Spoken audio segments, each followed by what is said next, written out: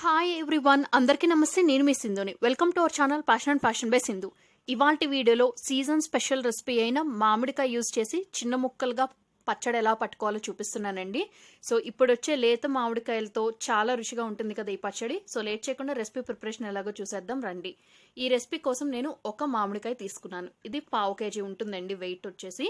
ఇప్పుడు ఈ మామిడికాయని శుభ్రంగా కడిగి 2 edges కూడా కట్ చేసి మామిడికాయని బాగా తుడుచుకోవాలి. తర్వాత లోపల ఉన్న గింజ పార్ట్ ఏదన్నా ఉంటే అది రిమూవ్ చేసి వీడియో క్లిప్లో చూపిస్తున్నట్టు ఇలా చిన్న చిన్న ముక్కలుగా కట్ చేసుకోవాలి. ఇప్పుడు కట్ చేసుకున్న ఈ ముక్కల్ని ఒక మెజరింగ్ గ్లాస్ కానీ బౌల్ కానీ తీసుకుని దాంతో కొలుచుకోవాలి. నాకైతే చిన్న టీ గ్లాస్తో 4 గ్లాసుల మామిడి ముక్కలు వచ్చాయండి.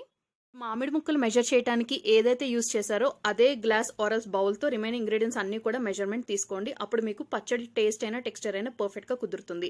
ఇప్పుడు పొడిగా ఉన్న ఒక వెడల్పాటి బేసిన్ తీసుకోండి. ఇందులోకి 1 గ్లాస్ కారం వేసుకున్నాను, 1/2 గ్లాస్ ఆవపిండి వేసుకున్నాను, 1/8 గ్లాస్ అంటే 1/2 గ్లాస్లో సగం వేసుకుని ప్లస్ ఎక్స్ట్రాగా 1 టీ స్పూన్ వరకు మెంతిపిండి అనేది వేసుకున్నాను.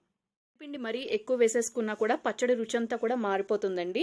ఇప్పుడు ఇందులోకి 1/2 గ్లాసు ప్లస్ ఎక్స్ట్రాగా 1 టేబుల్ స్పూన్ ఉప్పు అనేది వేసుకున్నాను. మనం ఉప్పు కారం అనేది స్టార్టింగ్లో ఎక్కువ వేసేసుకుంటే పచ్చడి అడ్జస్ట్ చేయడం టేస్ట్ అనేది తర్వాత కష్టమవుతుందండి. సో అందుకనే ఫస్ట్ సరిపడినంత వేసుకుని రుచి చూసుకుని సరిపోకపోతే 2 రోజుల తర్వాత అప్పుడు యాడ్ చేసుకోవచ్చు. ఇందులోకి 1 గ్లాస్ వరకు పొట్టు తీసేసినటువంటి వెల్లుల్లి రెబ్బలు వేశాను. తర్వాత ఒక మిక్సీ జార్లోకి మీడియం సైజులో ఉన్నటువంటి వెల్లుల్లిపాయలు 2 తీసుకుని వాటి తోళ్ళేమీ పీల్ ఆఫ్ చేయకుండా కచ్చాపచ్చాగా మిక్సీ జార్లో గ్రైండింగ్ చేసుకోండి. సో గ్రైండ్ చేసుకున్న ఈ వెల్లుల్లి మిశ్రమాన్ని కూడా ఇందాక మిగతా ఇంగ్రీడియంట్స్ వేసిన బేసిన్లోకి ట్రాన్స్ఫర్ చేసేసుకోండి.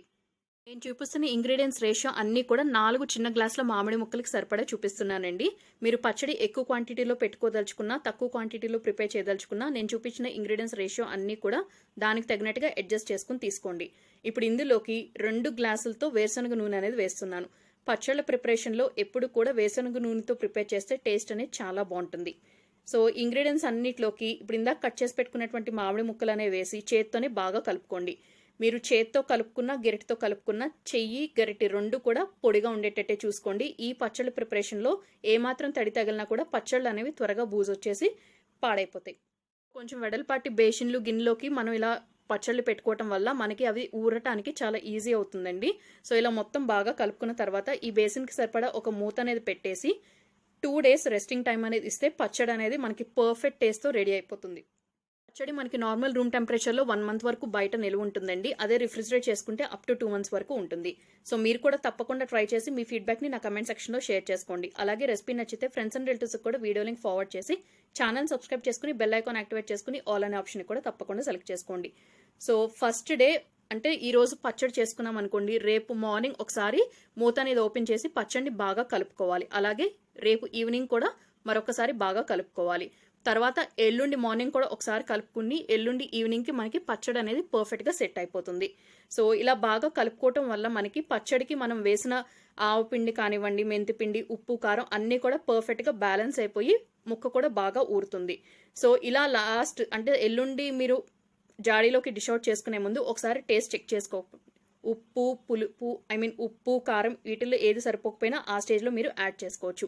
సో మీరు ఒక గ్లాస్ జార్లోకి ట్రాన్స్ఫర్ చేసుకోండి. గ్లాస్ జార్ కూడా పొడిగా ఉండేటట్టు చూసుకోండి.